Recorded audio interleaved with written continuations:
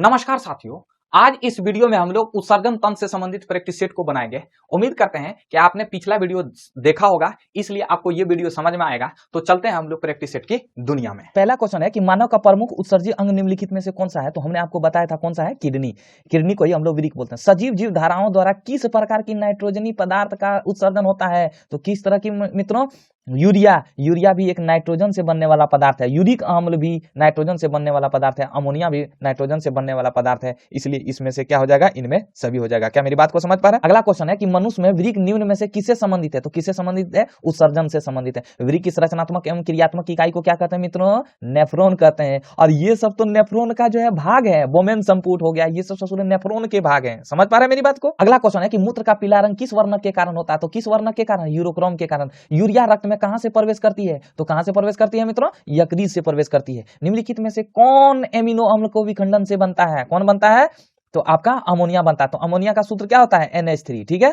विरिक किस जैव प्रक्रम का हिस्सा है। तो किस प्रक्रम का, उत्सर्जन तंत्र का। श्वसन में सांस लेते हैं, पोषण में भोजन करते हैं, परिवहन में क्या होता है, परिवहन में क्या होता है, ऑक्सीजन और कार्बन डाइऑक्साइड का विनिमय होता है, अदल बदल होता है। ऑक्सीजन जाता है और कार्बन डाइऑक्साइड आता है। ठीक है। 9 नंबर क्वेश्चन है कि अगर किसी कारण से किसी मनुष्य का एक विरिक कार्य करना बंद कर दे तो उसका परिणाम क्या होगा। हमने आपको बताया था, अगर एक विरिक काम करना बंद कर देगा तो दूसरा विरिक उत्सर्जन करेगा। क्या दिक्कत है, अगर दोनों विरिक अगर काम करना बंद कर दिया तब ससुरा सोचो कि उनका जो है यहां से टिकट कट गया। समझ पा रहे हैं? उत्सर्जी पदार्थ का शरीर से निष्कासन क्यों आवश्यक है। क्योंकि ये विषाक्त होते हैं। यस माय डियर, ये विषाक्त होते हैं, ये जहरीले होते हैं।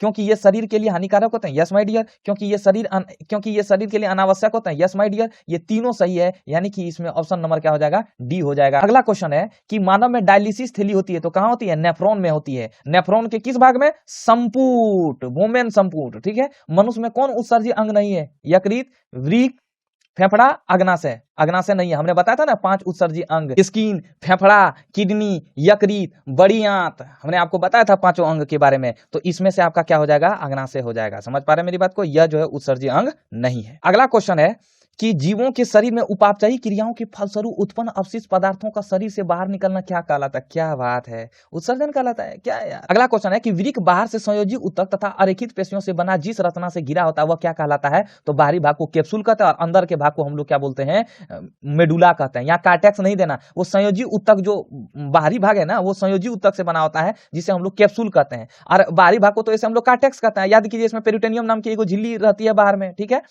तो इसमें थोड़ा सा कंफ्यूज नहीं करना है। ठीक है। प्रत्येक मानव विरिक में नेफ्रॉन की संख्या कितनी होती है। तो लगभग 10 लाख। तो ऑप्शन नंबर क्या हो जाएगा, डी हो जाएगा। देखिए ना, इकाई, दाई, सैकड़ा, हजार, 10,000, लाख, 10 लाख। ठीक है।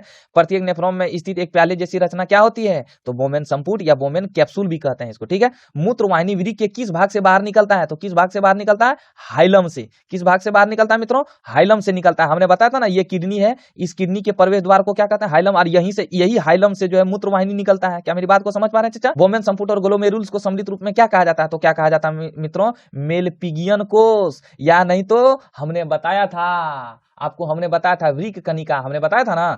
तो डायलिसिस मशीन किस तरह का कार्य करता है, कृत्रिम विरिक की तरह। मानव उत्सर्जन तंत्र का निम्न में से कौन सा भाग शरीर के सीधे बाहर खुलता है। तो कौन सा भाग शरीर के सीधे बाहर खुलता है मित्रों, मूत्र मार्ग। तो अगला क्वेश्चन है कि विरिक के भीतरी नतोदार सतह क्या कहलाता है। तो देखिए, हमने आपको बताया था ना कि नतोदार सतह जो है वो मेडुला कहलाता है और उभरा हुआ उन्नतोदार सतह जो है वो आपका क्या कहलाता है, कार्टेक्स कहलाता है। लेकिन ससुरा इसमें ऑप्शन दिया ही नहीं है, मेडुला। तो देखिए, हाइलम जो है अंदर का ही भाग है, तब ससुरा अगर मेडुला ना दिया रहे तो आपको हाइलम मारना है। आई मेरी बात समझ में? लेकिन आपको कंफ्यूज नहीं होना है, यहां जो है आपको यहां मेडुला ही देगा। ठीक है। आप मेडुला ही याद रखिएगा। इनमें कौन साधारणतः मानव मूत्र में उपस्थित नहीं होते हैं। तो जल होते हैं, यूरिया भी होते हैं, सोडियम क्लोराइड होते हैं, लेकिन सोडियम नाइट्रेट नहीं होते हैं। मानव मूत्र में साधारणतः यूरिया की प्रतिशत मात्रा कितनी होती है, लगभग 2%। 96% तो पानी होते हैं। ठीक है।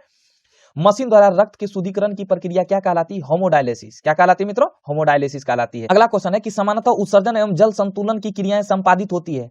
अलग अलग, साथ साथ कभी अलग, या इनमें से कोई नहीं। देखो उत्सर्जन और जल संतुलन जो है, यानी कि जल जो है समान भाग में जो संतुलन होता है उसकी क्रिया संपादित होती है तो साथ साथ में होती है। ठीक है, हम जैसे उत्सर्जन भी करेंगे और जल का संतुलन भी बना रहेगा, वो साथ साथ में बना रहेगा। क्या मेरी बात को समझ पा रहे हैं? तो मात्र 25 को आपका ऑब्जेक्टिव था। उम्मीद करते हैं कि आप इसको जो है जीरोक्स करा लीजिएगा। उत्सर्जन तंत्र में ज्यादा क्वेश्चन ही नहीं था, समझ रहे हैं कि नहीं? तो इसलिए हम जो है शायद 20-25 को क्वेश्चन होगा। उम्मीद करते हैं कि आप सारे क्वेश्चन को बनाए होंगे। छोटा सा वीडियो बना देते हैं। ऐसे क्या होता है कि हम अगर आप बोलिएगा ना कि एक वीडियो में काहे ने दे देते हैं, तो देखिए एक एक वीडियो में देंगे ना तो इस तरह घोर घाट हो जाएगा, मतलब ये खिचड़ी हो जाएगा, समझ रहे हैं कि नहीं? तो इसलिए हम अलग अलग करके देते हैं। 5 मिनट रहे चाहे 2 मिनट रहे, क्या दिक्कत है? अलग अलग वीडियो करके देंगे तो आपको भी ज्यादा समझ में आएगा। तो समझे कि नहीं समझे?